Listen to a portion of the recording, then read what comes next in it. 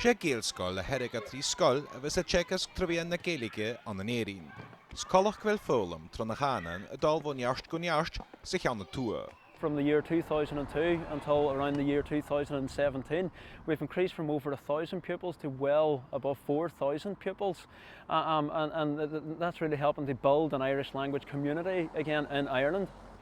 Ach an na béal feriste ha luch gemars gan a bheach go bhfuil crua aim lesach íon ile. We've been through 3 public consultations since 2006. The most recent of those was in 2015.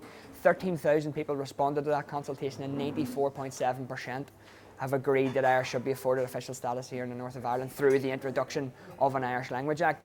An dú ha an cánan cuideach ceall Jerry Creative ach chaban mar sin a bheith cúsin bhús. Sin na próstan ich bheith brúin na gála galapa nach chun hanig mór an jonála alapa ich amata agus a hetal seo sa hui grúnd agus bheith galig alapa na chachca.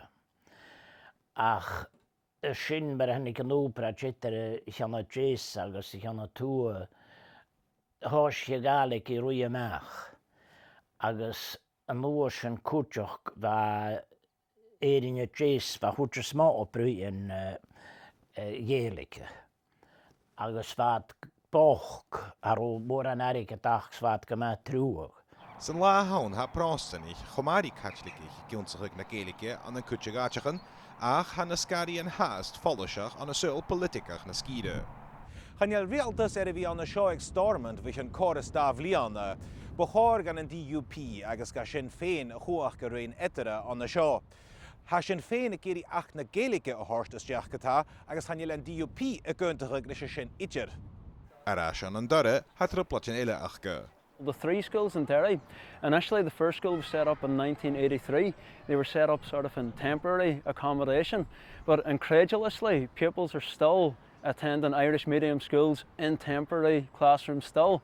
We're in the situation at the minute where past pupils went through primary school education in temporary classrooms for 7 years. Their children have now gone through sort of Irish medium education as well in temporary accommodation as well. So it gives an impression of sort of a lack of permanence. Mar sin get a hir eisebler an sirafachal jagaviochag na Gaeilge ha slier igal haast an an éirí na tua gus an cánan a chure bounce lagal. Andreas Wolf, BBC an lá an dore.